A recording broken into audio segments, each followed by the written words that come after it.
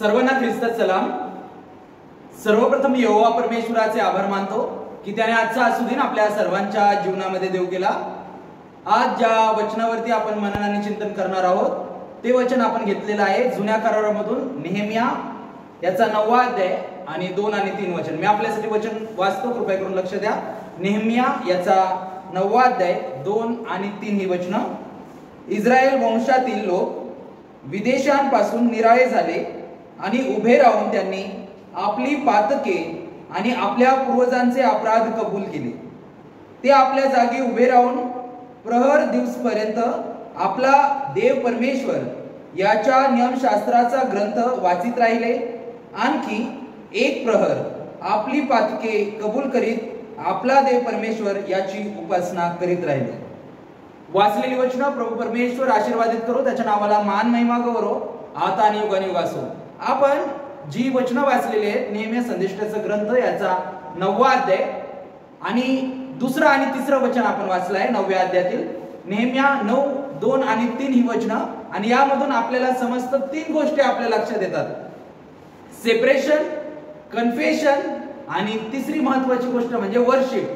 Separation, confession आणि worship म्हणजे वेगळं राखणं स्वतःला, त्यानंतर पाप कबुली देणं आणि तिसरी आणि महत्त्वाची गोष्ट म्हणजे उपासना किंवा आराधना। आणि म्हणून आपल्याला या ठिकाणी समजतं की इस्रायल लोक जे होते त्यांनी काय केलं आहे आणि म्हणून वचन जे वाचलेलं आहे त्याकडे मी आपल्या सर्वांचं लक्ष केंद्रित करू इच्छितो। आणि म्हणून नेहेमिया 9वा अध्याय 2 वचन आपल्याला असं सांगतात, इस्रायल वंशातील लोक विदेशांपासून निराळे झाले आणि उभे राहून त्यांनी आपली पातके आणि आपल्या पूर्वजांचे अपराध कबूल केले। ते काय झाले? निराळे झाले। विदेशांपासून म्हणजेच परराष्ट्रीयांपासून इस्रायल लोक वेगळे झाले। वेगळं होण्याचं कारण की ज्या गोष्टी त्यांना इतर चुकीच्या गोष्टी करण्यासाठी प्रवृत्त करत होत्या त्याच विदेशी लोकांपासून, विदेशांपासून त्यांनी आपल्या स्वतःला वेगळं राखलं। आणि म्हणून मी सगळ्यात पहिली गोष्ट म्हणालो सेपरेशन, त्यांनी स्वतःला वेगळं राखण्यासाठी सिद्ध केलं। आज आपण देखील जीवन जगत असताना स्वतःला वेगळं राखण्याचा आपण प्रयत्न केला पाहिजे।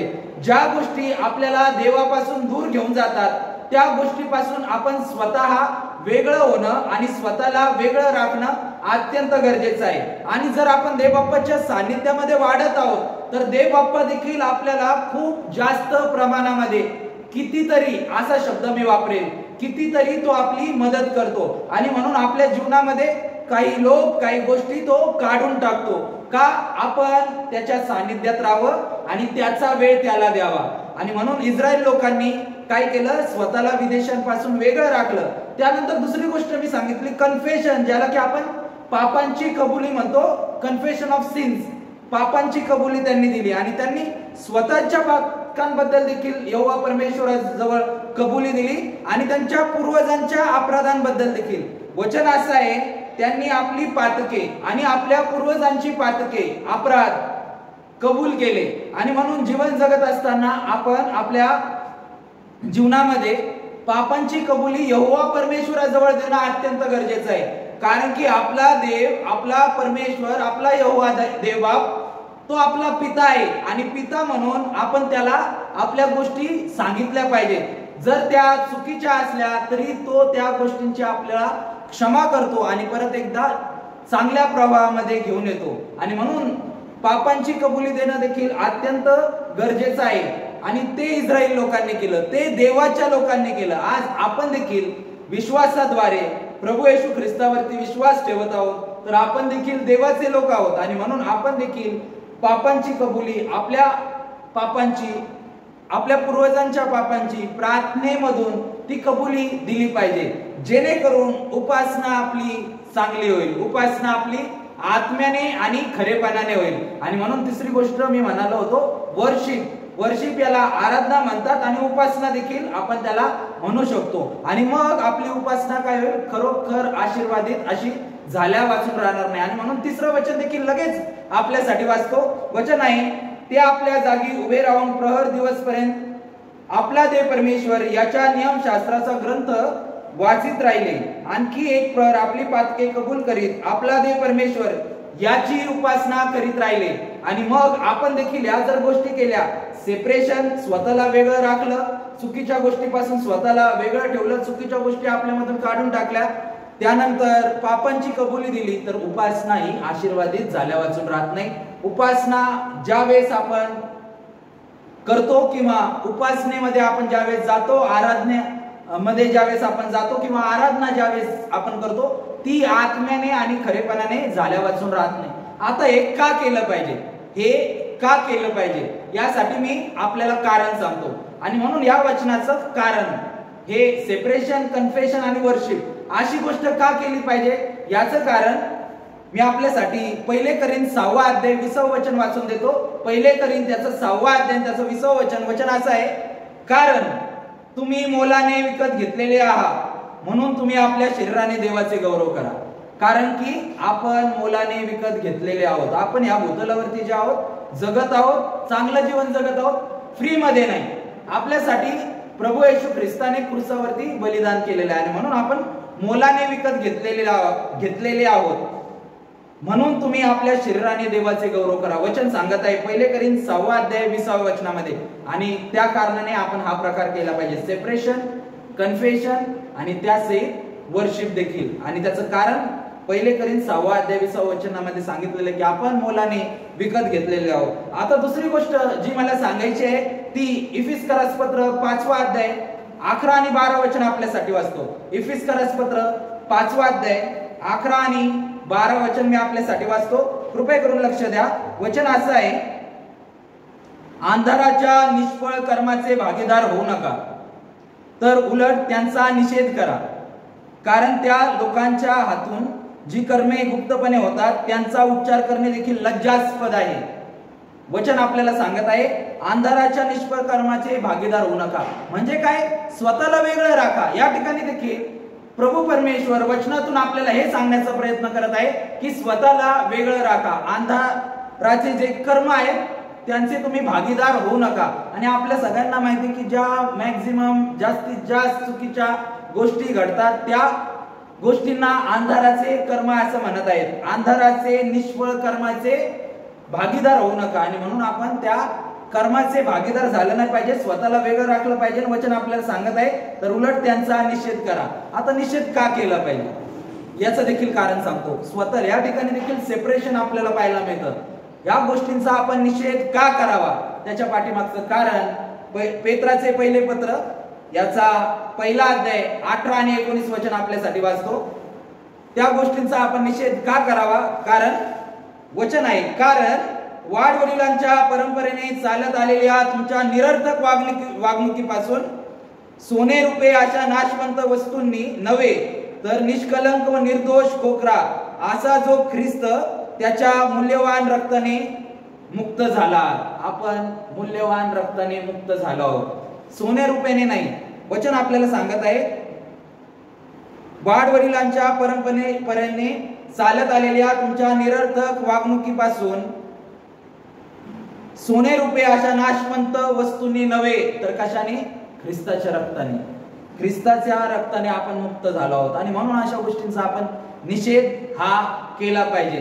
जे आपल्याला अंधाराचे कर्म, अंधाराचे निष्फळ कर्म त्याचे भागीदार होऊ नका सांगितले, तर त्याचा निषेध करा. आणि त्याच्या पाठीमागचं कारण परत एकदा हेच आपल्याला वचन सांगतात, कारण की आपल्याला मुक्तता जी मिळालेली आहे, आपल्याला जी मुक्ती मिळाली आहे ती ख्रिस्ताच्या रक्तामुळे, सोन्या रुपयाने नाही, ते ख्रिस्ताच्या रक्ताने, जे की अनमोल आहे. आणि म्हणून आपण हा प्रकार केला पाहिजे. आणखीन फक्त एकच वचन वाचून या ठिकाणी मी थांबतो. आणि ते वचन म्हणजे 2 करीन 6 अध्याय 18 वचन. 2 करीन 6 अध्याय आणि 18 वचन मी आपल्यासाठी वाचतो. कृपया करून लक्ष द्या. आणि वचन असं आहे, संपूर्णपणे वचन मी आपल्यासाठी वाचतो. आणि मी तुम्हाला पिता असा होईल आणि तुम्ही मला पुत्र व कन्या अशी व्हाल, असे सर्वसमर्थ प्रभू म्हणतो. तेव्हा प्रियजन हो, आपणाला ही अभिवचने मिळाली आहेत, म्हणून देहाच्या व आत्म्याच्या सर्व अशुद्धतेपासून आपण स्वतःला शुद्ध करू आणि देवाचे भय बाळगून पावित्र्याला पूर्णता आणू. आपल्या जीवनामध्ये जर आपण चुकीच्या गोष्टीपासून दूर राहिलो, तर आपण आपल्या स्वतःला पावित्र्याला पूर्णता आणू शकतो. आपण आपल्या स्वतःला जे पवित्र करण्यामध्ये आपण जातो, प्रार्थना करतो, उपवास करतो, चर्चला जातो, गीत गातो, उपासना करतो, वेगळं स्वतःला राखतो, तर त्याला आपण पूर्णता आणण्यासाठी यशस्वी होतो. कशाला? पावित्र्याला पूर्णता आणण्यासाठी आपण यशस्वी होतो. आणि म्हणून वचन मी परत वाचतो, शेवटचा भाग वाचतो, आत्म्याच्या सर्व अशुद्धतेपासून आपण स्वतःला शुद्ध करू आणि देवाचे भय बाळगून पावित्र्याला पूर्णता आणू. पावित्र्याला पूर्णता आणून ते आपण देवबापाच्या वचनांनीच करू शकतो. ते आपण स्वतःला चुकीच्या गोष्टीपासून दूर ठेवूनच करू शकतो. हे आपल्याला या वचनामधून सांगण्याचा प्रयत्न यहोवा परमेश्वराने केलेला आहे. आता हे देखील का करायचं आहे? पावित्र्याला पूर्णता आपल्या जीवनामध्ये का आणायचं आहे ते देखील त्याचं देखील कारण देतो. पहिले करीन 6 अध्याय 19 वचन. पहिले करीन 6 अध्याय 19 वचन. आणि वचन असं आहे, तुमचे शरीर तुम्हामध्ये वसणारा जो पवित्र आत्मा देवापासून तुम्हाला मिळाला आहे त्याचे मंदिर आहे, हे तुम्हाला ठाऊक नाही काय? आणि तुम्ही स्वतःचे मालक नाही. ह्या गोष्टी आपल्याला यासाठी करायच्या आहेत. हे शरीर पवित्र यासाठी ठेवायचं आहे कारण की हे शरीर देवाचं आहे. आणि म्हणून मी नेहमी म्हणतो, हे शरीर होली स्पिरिटची रेसिडेन्सी आहे, हे आपलं नाही. तुम्ही स्वतःचे मालक नाही. पहिले करीन 6 अध्याय 19 वचन आपल्याला सांगतं. आणि म्हणून पावित्र्यामध्ये पूर्णता आणणं अत्यंत गरजेचं आहे. आणि म्हणूनच या ठिकाणी मी थांबत असताना वचन आपल्यासाठी सांगतो, जे की याच वचनांनी मी हा संदेश कंक्लूड करत आहे, ते म्हणजे सेपरेशन, कन्फेशन आणि वर्शिप यावरती मी आपल्या संगती बोललो आहे. स्वतःला चुकीच्या गोष्टीपासून वेगळं आपण ठेवलं पाहिजे. स्वतःला आपण चुकीच्या गोष्टी ज्या आपल्याला चूक करण्यासाठी, पाप करण्यासाठी, वाईट कृत्य करण्यासाठी प्रवृत्त करतात, त्यापासून स्वतःला वेगळं करून पापांची कबुली देऊन मग आराधना आणि उपासना केली तर ती आत्म्याने आणि खरेपणाने होते. आणि हे अत्यंत गरजेचं आहे आणि हे आपण करू शकतो. प्रत्येक व्यक्ती करू शकतो. जे जे संदेश ऐकत आहेत तो प्रत्येक व्यक्ती या गोष्टी करू शकतो. आणि हे मी यासाठी सांगत आहे, तो प्रत्येक व्यक्ती या गोष्टी का करू शकतो? तर पहिले योहान याचा 4 अध्याय त्याचं 4 वचन आपल्याला सांगत आहे. पहिले योहान याचा 4 अध्याय त्याचं 4 वचन, जगात जो आहे त्याच्यापेक्षा तुम्हात जो आहे तो मोठा आहे. जगात जो आहे त्याच्यापेक्षा तुम्हात जो आहे तो मोठा आहे. आणि म्हणून या गोष्टी आपण करू शकतो. आपल्यामध्येच तो वस्ती करतो. आणि म्हणून या गोष्टी आपण आजच्या या दिवसापासून करण्याचा प्रयत्न केला पाहिजे. आणि ते करण्यासाठी प्रभू परमेश्वर आपल्या सर्वांना त्याच्या पवित्र आत्म्याने भरो. या छोट्याशा संदेशाद्वारे प्रभू परमेश्वर आपल्याला आशीर्वादित करू. प्रार्थना करू. पवित्र परमेश्वरा, जिवंत देव बाप्पा, तू महान आहेस, थोर आहेस, गौरवी राजा आहे. रात्रभर सुंदरशी झोप देऊन आजचा सुदिन तू आमच्या आयुष्यामध्ये जोडलास. सकाळी उठल्यापासून आतापर्यंत तू आम्हाला सांभाळलंस, तुझी कृपा पुरवलीस, म्हणून तुझा आभार मानतो, तुला धन्यवाद देतो. प्रिय परमेश्वरा, प्रार्थना करतो आम्ही चुकीच्या गोष्टीपासून दूर राहावं. चुकीच्या गोष्टी प्रिय प्रभू आमच्यापासून आम्ही दूर कराव्यात, असं तू दयेने कृपेने कर. प्रिय प्रभू, जीवन जगत असताना दिवसभरामध्ये जे काही चूक अपराध पाप आम्ही करतो त्याची तुझ्या जवळ येऊन, प्रिय प्रभू तुझ्या चरणाजवळ येऊन प्रिय प्रभू आम्ही कबुली द्यावी. आणि नंतर तुझं सानिध्य प्रिय प्रभू जे आम्हाला लाभतं, जे तुझ्या सानिध्यामध्ये आम्ही जे येतो प्रिय परमेश्वरा, ते खरोखर फक्त दाखवण्यासाठी नसेल प्रिय परमेश्वरा, फक्त ते इतरांना प्रिय प्रभू दिसावं म्हणून नसेल, तर ते निश्चितपणे आत्म्याने व खरेपणाने असेल. आणि त्याद्वारे आम्ही आशीर्वादित होऊ. आणि म्हणून या सर्व गोष्टी करण्यासाठी तू आम्हाला सहाय्य कर. आणि तू आम्हाला जे सांगितलं की आमच्यामध्ये तू वस्ती करतोस, आमच्यामध्ये तुझा पवित्र आत्मा वस्ती करतो. आणि म्हणून या सर्व गोष्टी करण्यासाठी आम्ही जर विचार केला, निर्धार केला, तर यशस्वी तू आम्हाला कर. या सर्व गोष्टी सिद्धीस नेण्यासाठी, चांगलं ते करण्यासाठी, वाईट गोष्टी काढून टाकण्यासाठी, पाप कबुली करण्यासाठी आणि आत्म्याने व खरेपणाने प्रिय परमेश्वरा तुझी उपासना आणि आराधना करून स्वतःला पावित्र्याने परिपूर्ण करण्यासाठी तू आम्हाला आजच्या दिवसापासून खूप जास्त प्रमाणामध्ये प्रिय प्रभू सहाय्य आणि मदत कर. तुझ्याशिवाय आम्ही या गोष्टी करू शकत नाही. त्याचप्रमाणे जर चूक अपराध पाप आम्ही केले आहेत त्याची तू आम्हाला क्षमा कर. आणि जे काही योग्य प्रकारे केलेले ते परम गौरवामध्ये उंचावून घे. जसे आहोत तसे तुझ्या अधीन आणि स्वाधीन होत. ही लहान नम्र प्रार्थना धन्यतारक उद्धारक प्रभू येशू ख्रिस्त याच्या प्रिय गोड गौरवी नावात मागतो म्हणून ऐकू द्या. आमीन.